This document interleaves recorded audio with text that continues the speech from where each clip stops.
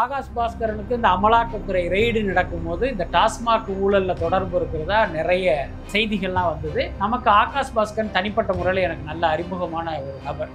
அந்த அடிப்படையில் நான் அவர்கிட்ட கேட்கும்போது பார்த்தீங்கன்னா, நீங்கள் அமலாக்கத்துறை எதிர்த்தே வந்து வழக்கு தொடுக்கிற அளவுக்குலாம் போயிட மாட்டாங்க. என்னென்னா, அடடா நம்ம ஆதாரம் அவங்ககிட்ட சிக்கிட்டு இருக்கே, அவங்கள நம்ம எழுத்தோம்னா என்ன ஆகணும் பயம் எல்லாருக்குமே இருக்கும். பட் ஆனால் இவரை பொறுத்தவரை அந்த மாதிரி எந்த பயமும் இல்லாமலும் அந்த கோர்ட்டுக்கு போயிருக்காரு அப்படிங்கும்போது இவர் சைடில் நியாயம் இருக்கிறதா தான் நம்ம எடுத்துக்க முடியும். அவர் குறித்து நம்ம வெளியில் விசாரிக்கும் போது என்ன சொல்கிறாங்க அப்படின்னா, இவங்கெல்லாம் ஒரு பெரிய பாரம்பரியமிக்க ஒரு குடும்பத்தை சேர்ந்தவர் தான் அவர். ஏன்னா சேலத்தில் அவங்க குடும்ப தொழில் வந்து ஒரு ஜுவல்லரி வச்சுருக்காங்க, சொர்ண மஹால் மாதிரி ஏதோ ஒரு பேர் சொன்னாங்க. கிட்டத்தட்ட 75 வருடங்களாக பல ஊர்களில் இவங்களுடைய ஜுவல்லரி இருக்குது. அது இல்லாமல் அந்த தனியார் பஸ் ஓனர் இவங்க அப்பா. ஸோ அந்த அளவுக்கு பார்த்தீங்கன்னா ஒரு பாரம்பரியமிக்க குடும்பம் தான். அது இல்லாமல் இவர் திருமணம் பண்ணியிருக்கிறத கவின்கேர் ரங்கநாதனுடைய மகளை தான் கல்யாணம் பண்ணியிருக்காரு. அதனால் இந்த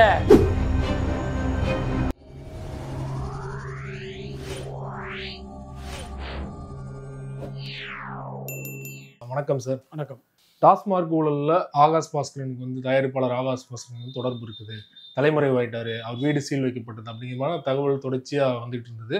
அவர் எங்கே இருக்காருன்னு தெரியல, அவர் எங்கே இருக்கார் அப்படின்னு நிறைய பேர் வந்து சோசியல் மீடியாவில் கேட்டுட்டு இருந்த சூழலில் இன்றைக்கு ஹைகோர்ட்டில் பார்த்தீங்கன்னா போதுமான ஒரு ஆதாரங்களை வந்து இடி தரப்புல இருந்து கொடுக்கல, அவருக்கு ஆதரவான ஒரு இது வந்திருக்கலையா ஸ்டேட்மெண்ட். எப்படி பார்க்குறீங்க ஆகாஷ் பாஸ்கரன்? இல்லை, அதுதான் ஆகாஷ் பாஸ்கரனுக்கு இந்த அமலாக்கத்துறை ரெய்டு நடக்கும்போது இந்த டாஸ்மாக் ஊழலில் தொடர்பு இருக்கிறதா நிறைய செய்திகள்லாம் வந்தது. நமக்கு ஆகாஷ் பாஸ்கரன் தனிப்பட்ட முறையில் எனக்கு நல்ல அறிமுகமான ஒரு நபர்.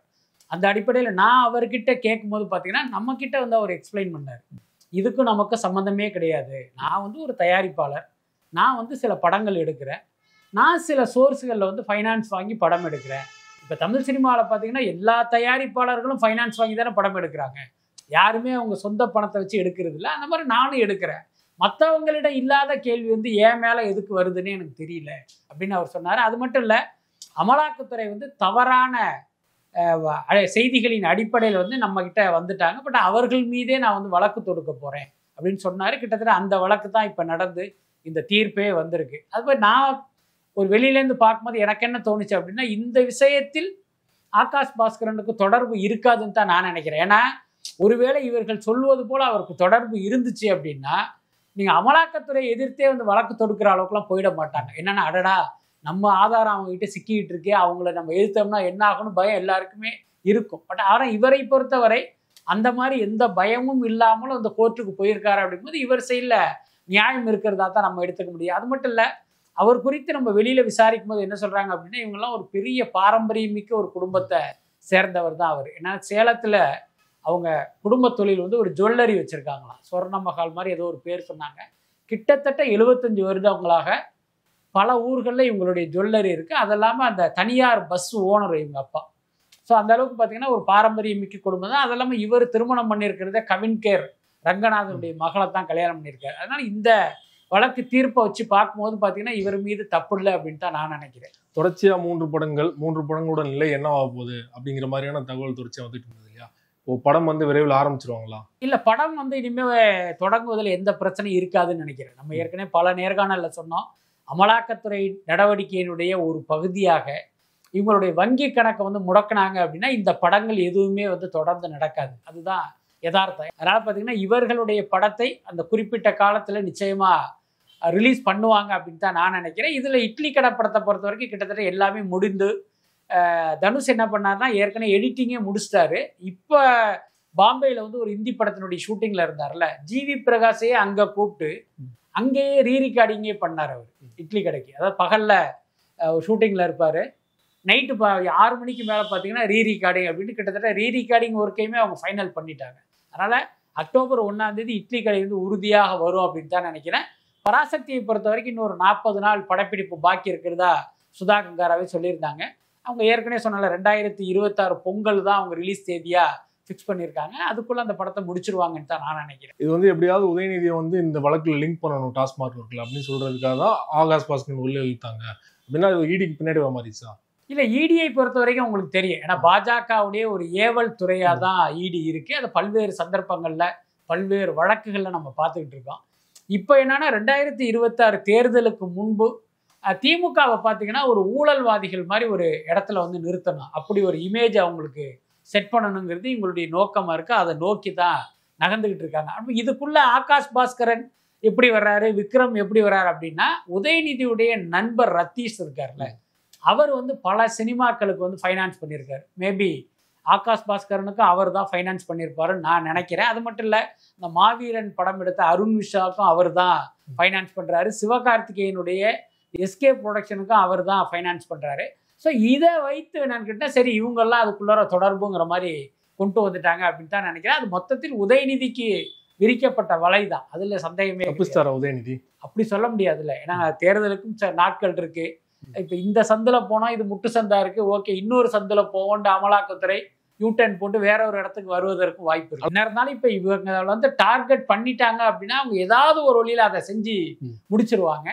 அதே நேரம் எனக்கு தெரிஞ்சிங்க என்னன்னு பார்த்தீங்கன்னா, இப்போ ஒரு முதலமைச்சர் மீதோ துணை முதலமைச்சர் மீதோ ஒரு பெரிய அளவில் நடவடிக்கைகள்லாம் இருக்காது. இது வந்து ஒரு பரபரப்புக்காகவும் அவங்கள வந்து டேமேஜ் பண்ணுறதுக்கான நடவடிக்கையாக தான் இருக்கும்னு நினைக்கிறேன். எல்லாத்துக்கும் மேலே நீங்கள் கூட பத்திரிகைகள் மற்ற செய்திகள்லாம் படிச்சிருப்பீங்க.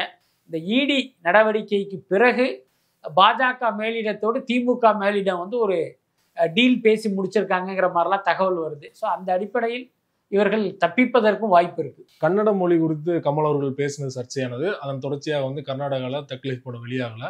அங்கே இருக்கிற ஹைகோர்ட் நீதிபதி வெளிப்படையாக கமல் அவர்கள் மன்னிப்பு கேட்குன்னு சொன்னார்.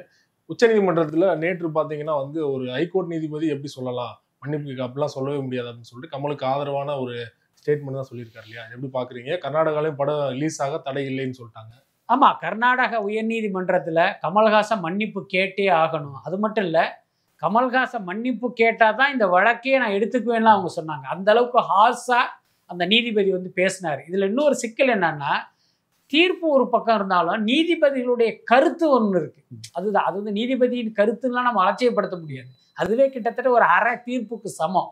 ஸோ அந்த மாதிரியெல்லாம் அவங்க பேசும்போதே நமக்கு தோணுச்சு, இது வந்து சட்டத்துக்கு உட்பட்ட கருத்தே இல்லையே, எப்படி ஒரு உயர்நீதிமன்ற நீதிபதி இப்படியெல்லாம் கருத்து சொல்கிறார் அப்படிங்கிறது நமக்கு தோணுச்சு. ஏன்னா இவர் தப்பு பண்ணலைங்கிறதுல கமல்ஹாசன் உறுதியாக இருக்கார். நான் வந்து சில தரவுகளின் அடிப்படையில் ஒரு கருத்து சொல்லியிருக்கேன்னு அவர் சொல்கிறாரு.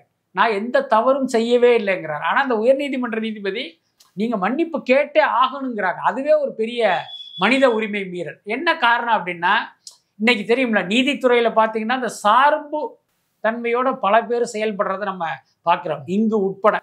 அவங்க சார்ந்த மதம், அவர்கள் சார்ந்த சாதி, அரசியல் கட்சிகள், அமைப்புகள் சார்பாகலாம் பலரும் கருத்து சொல்றதெல்லாம் நம்ம பார்க்க. ஸோ இப்போ கமல்ஹாசன் சொன்ன கருத்து அந்த கர்நாடக மக்களுக்கு எதிரானது அப்படிங்கிற அந்த எண்ணத்தில் அவர் வந்து அப்படி ஒரு கருத்தை சொல்லியிருந்தாரு. அதுக்கு தான் இன்னைக்கு உச்சநீதிமன்றம் ஒரு சரியான பதிலடி கொடுத்ததா தான் நான் நினைக்கிறேன். குறிப்பாக தக்லீஃப் படம் நீங்கள் சொன்னது மாதிரி வந்து பெரிய அளவில் டிசாஸ்டர் அப்படின்னு மாறிட்டாலுமே படம் அவர் தான் ப்ரொடியூஸ் பண்ணியிருக்காரு மணிரத்னத்தோடு சேர்ந்து. இது லாஸ்லாம் எப்படி அவங்க மேனேஜ் பண்ணுறாங்கன்னா பெரிய அளவில் லாஸ் ஆகிடுச்சு அப்படின்னு சொல்லப்படுது. ஆக்சுவலி தக்லீஃப் படத்தை பொறுத்தவரை பணம் போட்ட தயாரிப்பாளர் கமல்ஹாசன் மட்டும்தான். அதில் மணிரத்னத்துக்கோ ரெட் ஜெயண்ட்டுக்கோ எந்த சம்மந்தமுமே இல்லை. நீங்கள் கூட கேட்கலாம், இல்லைங்க அந்த விளம்பரத்தில் 3 கம்பெனியுடைய லோகோ இருந்துச்சு அப்படின்னா அதனுடைய காரணம் என்னன்னா, தமிழ்நாட்டில் இந்த படத்தை டிஸ்ட்ரிபியூட் பண்ண டிஸ்ட்ரிபியூட்டர் ரெட் ஜெயண்ட். அதனால அவங்கள ஹானர் பண்ணுறதுக்காக ரெட் ஜெயண்டுடைய லோகோ வந்து இவங்க யூஸ் பண்ணாங்க.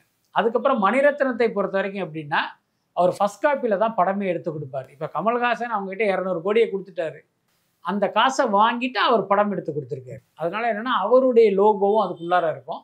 இந்த படத்தினுடைய லாப நஷ்டம் மொத்தமும் ராஜ்கமலை தான் சேரும். டர்மரிக் மீடியாங்கிறது அந்த விஜய் டிவி மகேந்திரனுடைய நிறுவனம், அது கமலுடைய சார்பு நிறுவனம்னு நீங்கள் வச்சுக்கலாம். உதாரணத்துக்கு கமல்ஹாசன் தயாரிக்கிற படத்துக்கு டர்மரிக் மீடியா எதுக்கு அப்படின்னா ஒரு காரணம் இருக்குது. என்னன்னா, இப்போ படம் வாங்குறதே கடன் வாங்கி தான் படம் எடுப்பாங்க. அப்போ கடன் வாங்கும்போது நீங்கள் பல பத்திரங்களில் கையெழுத்து போடணும். கமல்ஹாசனை பொறுத்த வரைக்கும் இந்த விஷயத்தை நான் பண்ண மாட்டேன் அப்படின்ட்டு அவர் ஒதுங்கிட்டு தான் அந்த மகேந்திரனை அதுக்காக அவர் யூஸ் பண்ணுறாரு. மகேந்திரனுக்கும் அவருக்கும் ஒரு ஒப்பந்தம் இருக்கும்.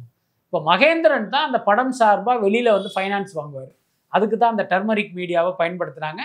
டர்மரிக் மீடியாவுக்கும் ராஜ்கமலுக்கும் வந்து பார்த்திங்கன்னா ஏதோ ஒரு பர்சன்டேஜில் அவங்களுக்குள்ள ஒரு அண்டர்ஸ்டாண்டிங் இருக்குது. ஆனால் இந்த படத்தினுடைய லாப நஷ்டம்ங்கிறது ராஜ்கமலை தான் சேரும்.